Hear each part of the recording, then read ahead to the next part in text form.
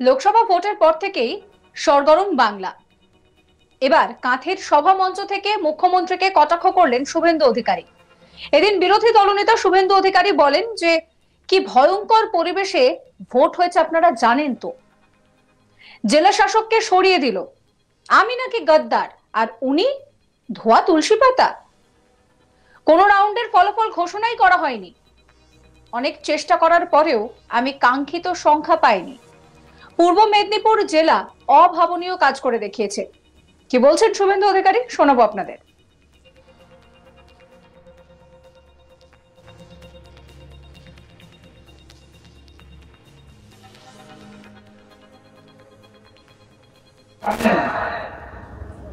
মুখ্যমন্ত্রী পুরো আক্ষেপ,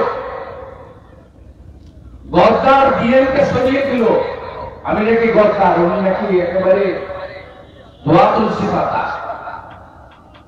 রাজীব গান্ধী না থাকলে কেউ চিনত না, আর অটল বিহারী বাজপেয়ী আশ্রয় না দিলে কোনদিন নেতা হতে পারতেন না। তিনি আক্ষেপ করছেন ডিএমটাকে সরিয়ে দিল, আমি পারলাম না কাজী তমলুকে মেশিন গুলো চেঞ্জ করতে। খুব কষ্ট, শুধু ভোট করে নয়, যেভাবে মেশিন রক্ষা করেছেন। আপনি যারা পুরনো আছেন, বেশ কয়েকবার কাউন্টিং এ গেছেন বা কাউন্টিং সম্পর্কে জানেন, প্রতি রাউন্ডে ঘোষণা হয়, হ্যাঁ কি না? কোন রাউন্ডে ঘোষণা হয়েছে এবারে? কোন রাউন্ডে ঘোষণা হয়নি। এই জেলার একজন এসপি আছেন, ভাইপোর পেরোলে থাকা, সে গোটা জেলা ছেড়ে দিয়ে এখানে কাঁথি কলেজে একবার ঢোকে আর একবার ঢোকে। তার কি কাজ ওখানে ছিল? অনেক রকম চেষ্টা চরিত্র করার পরেও গণদেবতা এবং আপনারা এই আসন ধরে রেখেছেন। আমরা কাঙ্ক্ষিত সংখ্যা পাইনি পশ্চিমবঙ্গে, তার অনেক কারণ আছে। এই পূর্ব মেদিনীপুর জেলা অভাবনীয় সাফল্য আপনারা দেখিয়েছেন। 16টা বিধানসভার সিট, তার মধ্যে 15টাতে লিড, পটাশপুরে 8,000 লিয়ার আছে। পশ্চিম পাঁশকুড়া ঢাকালের অন্তর্ভুক্ত, সেখানে লিড। মেদিনীপুরের অন্তর্ভুক্ত এগরা, সেখানেও 9,000 লিড। তমলুক 80,000-এর কাছাকাছি ভোটে জিতেছে। এখানে পটাশপুর 1 নম্বরের বরাক, 2 নম্বরের মথুরা, সাউথফ্রন্ট, আড়ওয়াল, খেজুরি 2-এর বারাতলা, ভগবানপুর 1-এর, মোহাম্মদপুর 1-2-এর 5টি ভোট, ভগবানপুর 2-এর অর্জুননগর পুরো, পুরুলিয়া ছাড়া, আর বড়জের একটা পঞ্চায়েত সমিতি জোন ছাড়া বাকি 2টো পঞ্চায়েত সমিতি জোন। এদিকে আংরাই, আমতলিয়া, ধোয়াবড়িয়ার মাঠ, এদিকে ভাজা চাউরির 2-3টা বুথ ছাড়া, ওদিকে পাথুয়ারির ক্যানেলের পাড়ের প্রায় সব বুথ। এই 10-12টি অঞ্চলে এত সন্ত্রাস, এবং সেখানে পঞ্চায়েত যেভাবে দখল করেছে। শুভেন্দু আরো দাবি করেন, হেলিকপ্টারে করে অরবিন্দ স্টেডিয়ামে নেমেছিল পিসি, 8.5 কিলোমিটার পদযাত্রা করেছিল, এক কথায় ডোর ক্যাম্পিং। তারপরেও কাঁথিতে হেরেছে। পুরো ভোটে মানুষ ভোট দেয়নি, মানুষ শুধু আসলে যোগ্য জবাব দিয়েছে। অন্যদিকে ফিরহাদ হাকিম নাম না করে কটাক্ষ শানালেন শুভেন্দু অধিকারীকে।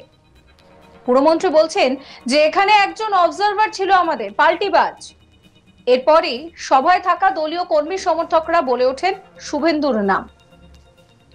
রবিবার 14 জুলাই ফিরহাদ হাকিম মালদহে দলীয় সভা করেন এবং সেখান থেকে তিনি বলছেন যে ওরা ভাবছে শুভেন্দু যদি পাল্টি করাতে পারা যায় শুভেন্দুকে, তাহলে ববিকেও পাল্টি করাতে পারবো।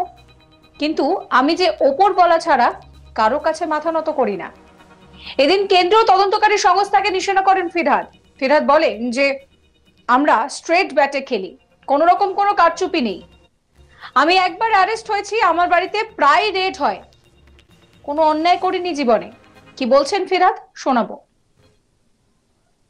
আমারও দু চারটে পাল্টিবাজ আছে। ওই একটা আপনাদের এখানে যে কি যেন অবজারভার না কি ছিল,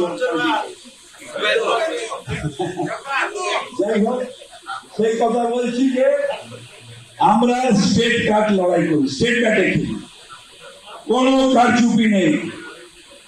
আমি একবার অ্যারেস্ট হয়েছি, একবার আমার বাড়িতে প্রায় রেড হয়, প্রায় রেড হয়।